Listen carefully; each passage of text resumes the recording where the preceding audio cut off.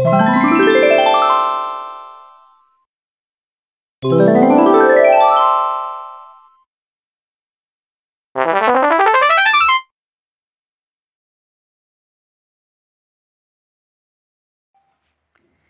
students, how are you? Hope all of you are fine and safe at your home. Now in previous videos students, we start our lesson number 6 tenses and we read about the simple present tense and present continuous tense from our present tense. Now the next is present perfect tense. Here we read about present perfect tense. Now present perfect tense is used to express the following. Here present perfect tense किन चीजों को express करता है उसके बारे में हम आज पढ़ेंगे. Like an action that has completed in the immediate past. जो एक्शन इमीडिएट पास्ट में कंप्लीट हुआ है वो हम प्रेजेंट परफेक्ट टेंस में लिखते हैं. Like the bus has left, जो बस है वो जा चुकी. N action that is expected but has not yet happened. एक ऐसा एक्शन जो एक्सपेक्ट किया जा रहा है कि ये होगा लेकिन वो हुआ नहीं. Like it has not rained this week. An action to indicate achievements. जो एक्शन अचीवमेंट्स को इंडिकेट करता है. Like Boris has won the inter state level championship. And an action that is related to the current time.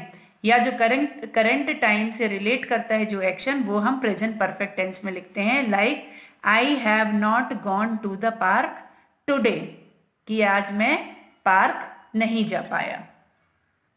Now here you see students, when we make affirmative sentence, जब हम affirmative sentence बनाएंगे तो I, you, we, they, he, she, it के साथ हम has, have का use करेंगे. Then verb की थर्ड फॉर्म यूज होती है.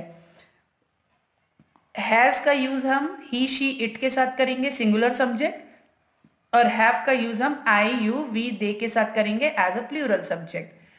सेम जब नेगेटिव बनाएंगे I, you, we, they, he, she, it has, have के साथ यूज करेंगे, प्लस नॉट का यूज होगा और जो वर्ब है वो अपनी थर्ड फॉर्म में ही रहेगी. Then when we make interrogative, जब हम इंट्रोगेटिव बनाते हैं तब जो हमारी ये हेल्पिंग वर्ब है वो सामने आती है. हैज, हैव जो है हम सामने यूज करेंगे. देन सब्जेक्ट लिखेंगे I, you, we, they, he, she, it, and जो वर्ब है अपनी थर्ड फॉर्म में रहेगी. Then we put the question mark. So students, I hope you would understood that the structure of present perfect tense is subject plus has, have plus V3 then object. Now the next one is present perfect continuous. Present perfect continuous में जो tense है वो इन feelings को express करती. Like an action has just finished, जो action है अभी तुरंत हुआ है. Like the vendors have been selling their wares all day.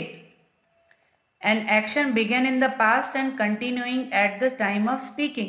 Past में action शुरू हुआ लेकिन बोलते समय भी वो चल रहा है. Like Leela has been practicing the violin.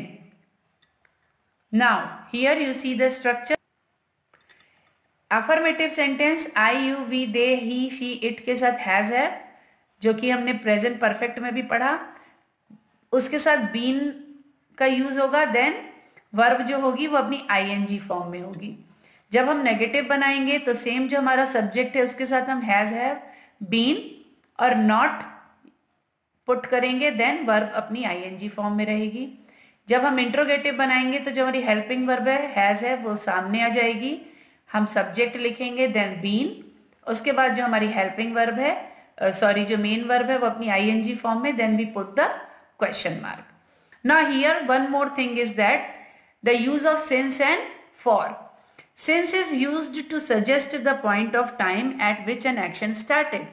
Since जो है वो उसको यूज करते हैं हम पॉइंट ऑफ टाइम बताने के लिए कि जो एक्शन है वो कब शुरू हुआ था. Example I have been studying since 8 AM, कि मैंने पढ़ाई कब शुरू की थी, कब से शुरू की थी, 8 बजे से, और अभी तक पढ़ रहे हैं. तो यहां पर जब पॉइंट ऑफ टाइम की बात आएगी students, so you have to use since.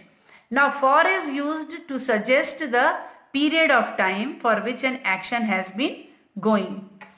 For जो है वो पीरियड ऑफ टाइम के लिए यूज होता है जब एक्शन जो है वो चल रहा था.